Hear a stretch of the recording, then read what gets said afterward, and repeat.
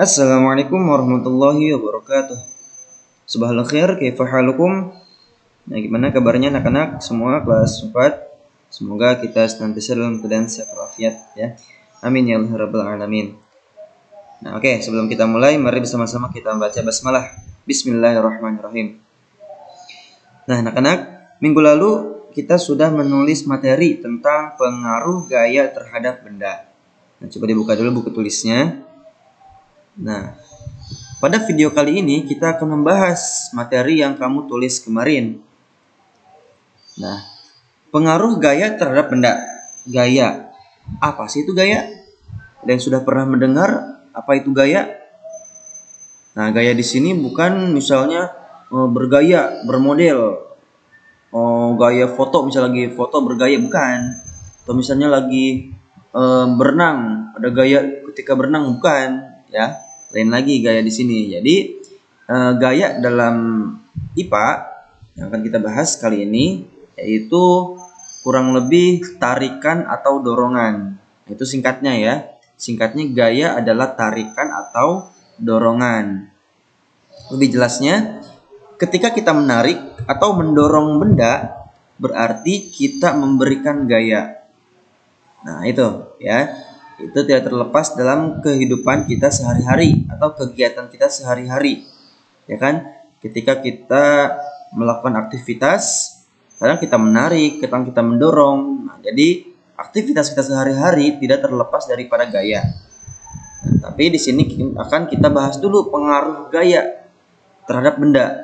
Nanti setelah itu akan kita bahas juga macam-macam gaya. Nah, ada berapa gaya ya? Pengaruh gaya terhadap benda. Nah, di sini ada 4 pengaruh. Yang pertama, gaya mengubah bentuk benda. Gaya memengaruhi benda diam. Gaya memengaruhi benda bergerak. Dan terakhir, gaya di dalam air. Nah, oke. Kita akan bahas satu persatu. Yang pertama, gaya mengubah bentuk benda.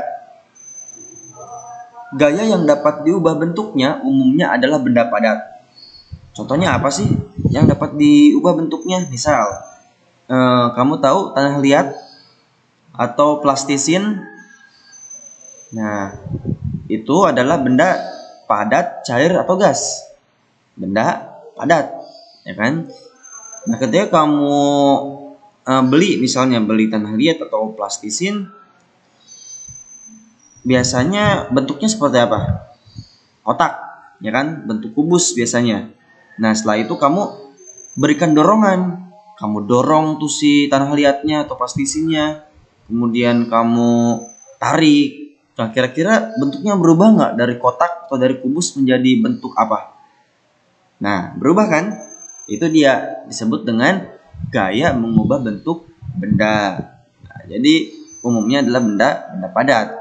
Tadi contohnya seperti tanah liat ya. Kita ubah tadinya bentuknya kotak menjadi bentuk segitiga misalnya, atau kita bentuk seperti orang. Nah, itu karena kita memberikan gaya pada benda tersebut ya, sehingga dia berubah bentuk. Selanjutnya, gaya mengaruhi benda diam. Nah, ya. Benda yang diam akan bergerak apabila diberikan gaya. Jadi memang ketika ada benda diam, dia akan cenderung tetap diam, ya, kecuali kalau ada sesuatu yang membuat dia bergerak. Contohnya, meja berpindah tempat ketika didorong dan gerobak bergerak ketika ditarik. Meja, kita lihat. Meja kalau misal kita diamin aja, kita liatin aja, kira-kira dia bergerak nggak? Nggak bakal. Ya kan? Meja akan berpindah tempat ketika kita dorong. Dan contohnya gerobak akan bergerak ketika ditarik. Nah, di sini berarti ada dorongan, ada tarikan. Nah, ini sama juga berarti kita memberikan gaya kepada benda tersebut. Kita memberikan gaya kepada meja. Kita memberikan gaya kepada gerobak. Nah, kayak gitu, ya. Kita ngedorong meja, berarti kita memberikan gaya dorong pada meja tersebut supaya bergerak. Kita menarik gerobak, kita memberikan gaya tarik kepada gerobak tersebut supaya bergerak. Seperti itu ya. Selanjutnya nomor 3, gaya memengaruhi benda bergerak. Gaya dapat mengubah benda bergerak menjadi diam, lebih cepat, atau berubah arah. Contoh, kita coba ambil contoh ketika kita bermain bola. Nah, ada yang pernah main bola? Ya. Gaya dapat mengubah benda bergerak menjadi diam. Misal, kamu mengoper bola ke teman kamu. Nah, bola tadinya bergerak atau diam? Bergerak tentunya, ya kan? Misal si A dan si B main bola. Si A mengoper bola ke si B. Berarti dia memberikan gaya tuh, ya kan? Memberikan gaya dorong kepada bola. Tendang bolanya. Tadinya diam, dia bergerak. Tadi misal contoh yang kedua ya. Menjadikan atau mengaruhi benda diam menjadi bergerak. Setelah bergerak, si bola tersebut sampai ke kaki si B. Nah, si B menahan dengan kakinya, tek misalnya.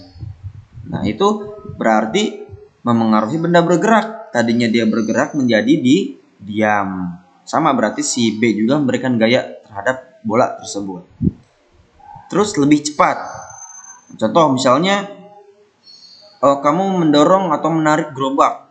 Ketika pelan, kamu tarik lebih cepat, kamu dorong lebih cepat, lebih kuat, maka dia akan lebih bergerak lebih cepat juga. Nah, itu juga termasuk mempengaruhi benda bergerak. Selanjutnya berubah arah. Contoh juga kita ketika main bola juga ya. Si A mengoper ke si B. Nah, ketika si B diubah lagi arahnya tuh. Bisa dioper ke si C, bisa dioper balik ke si A. Nah, itu termasuk mempengaruhi benda bergerak. Dia sehingga berubah arah ya.